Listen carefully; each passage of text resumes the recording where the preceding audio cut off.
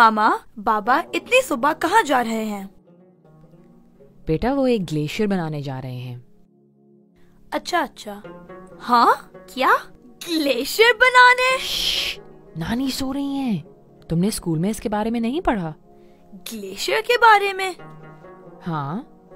हाँ, जब हम हॉपर ग्लेशियर गए थे वो बहुत लंबा और बड़ा था, एक दरिया की तरह, लेकिन जमा हुआ। लेकिन मेरा नहीं ख्याल ये इंसानों ने बनाया है। मेरा नहीं ख्याल कि हॉपर ग्लेशियर लोगों ने खुद बनाया था, लेकिन कुछ ग्लेशियर्स लोगों ने खुद भी बनाए हैं।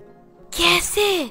साइंसदान तो इसे ग्लेशियर ग्राफ्टिंग कहते हैं, लेकिन पता है हम इसे क्या कहते हैं? ग्लेशियर की शादी। ग्लेशियर की शादी?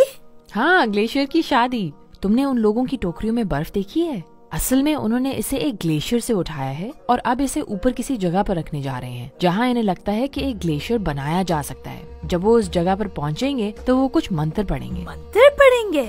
हाँ, नए ग्लेशियर की पैदाइश के लिए। नगर में ये मंत्र शिना, प्रूशस्की और एक पुरानी जुबान में है, जो अब सिर्फ चंद लोगों को याद है। ये मंत्र इसलिए पढ़े जाते हैं ताकि शरारती परियां इससे दूर रहें और सिर्फ अच्छी परियां ही अपनी जादू से इस बर्फ को ग्लेशियर बना सकें। ओह नो मामा, मैं डॉक्टर को बुलाने लगी हूँ, आपको चेकअप की जरूरत है। यकीन करो, शायद हमारे बड़ों का ये काम तुम नई नस्ल को अजीब लगे, लेकिन इसमें बहुत हिकमत है जिसकी तुम लोगों को आहिस्ता आहिस्ता समझ आएगी। ठीक है, लेकिन बर्फ का एक टुकड़ा ग्लेशियर कैसे बन सकता है? अगर बर्फ ना पिघले तो वो टेम्परेचर की कमी को बरकरार रखने के लिए मजीद बर्फ लाते रहते हैं, और अगर ये सारी मिल जाए तो ये वाकई बढ़ने लगती है और जल्द ही वहाँ एक ग्लेशियर बनना शुरू हो जाता है। मगर इसे शादी क्यों कहते हैं? देखो, जिस तरह तुम्हारे अब्बू और अंकल्स यहाँ कर रहे हैं, एक दूसरे गांव में भी इसी तरह कुछ और अंकल्स एक दूसरे ग्लेशियर से बर्फ ला रहे हैं, एक मादा ग्लेशियर से।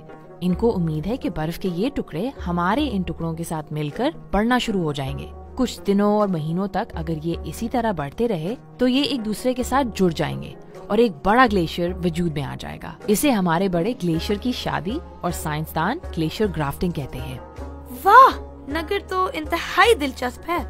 नहीं, ये सिर्फ नगर में ही नहीं होता, बल्कि ये गिलगित बल्तिस्तान की बुलंद वादियों में हर जगह ही होता है। शायद प्रूशस्की या शिना की बजाय वो अपनी जुबान में मंत्र पढ़ते हों, लेकिन हमारी तरह अभी तक वो भी पुरानी जुबान ही इस्तेमाल करते हैं। लेकिन ये रिवायत आई कहाँ से और ये पुरानी जुबान है क्या? तुम्हें करीमाबाद वाला बलतित किला याद है? कौन वाला? हाँ, कहा जाता है कि ये तिब्बत की किलों की तरह नजर आता है। बिल्कुल उन्हीं की तरह बलतित किले की तामीर में भी लकड़ी और पत्थर का इस्तेमाल किया गया है, जिसकी वजह से यहाँ अक्सर आने वाले जल्जलों और लैंडस्लाइड्स के बावजूद ये महफूज रहता है। यहाँ तक कि सबसे ऊपर की चोटी भी तिब्बत के बौद्ध मजहब के मंदिरों की तरह नजर आती है। लेकिन कैसे मामा? तिब्बत तो हमसे बहुत दूर है। अब शायद ऐसा लगता हो, लेकिन सल्तनते तिब्बत के दौर में बहुत से फनकार और सयाह तिब्बत से इस जगह आते थे, जो बलतित किले जैसी इमारतों पर अपना असर छोड़ गए। कुछ लोग कहते हैं कि सल्तनते तिब्बत से ताल्लुक की बुनियाद पर ही गिलगित बल्तिस्तान में इतने मुख्तलिफ गिरोह हैं जिन्होंने जदीद साइंस की मदद के बगैर ग्लेशियर ग्राफ्टिंग जैसी रवायात को बरकरार रखा। वो अपने मंदिरों में जिन पुराने अल्फाज का इस्तेमाल करते हैं वो तिब्बती जुबान के ही हैं। ये तो बहुत जबरदस्त बात है। काश मुझे स्कूल में भी इसके बारे में बताते। बिल्कुल, हमें अपना सकाफती इल्म और दानाई अपने क्लासरूम्स तक लानी चाहिए, ताकि स्कूलों और कॉलेजों में तुलबा और इस्तिज़ा हमारी सकाफती, समाजी और मुआशी रवायात को समझ सकें और इस पर फख्र करें। तुम्हें नहीं लगता कि अगर ठोस, पानी और गैस को ग्लेशियर्स के जमने और पिघलने की मिसालों से समझाया जाए तो साइंस की क्लास ज्यादा दिलचस्प हो सकती है?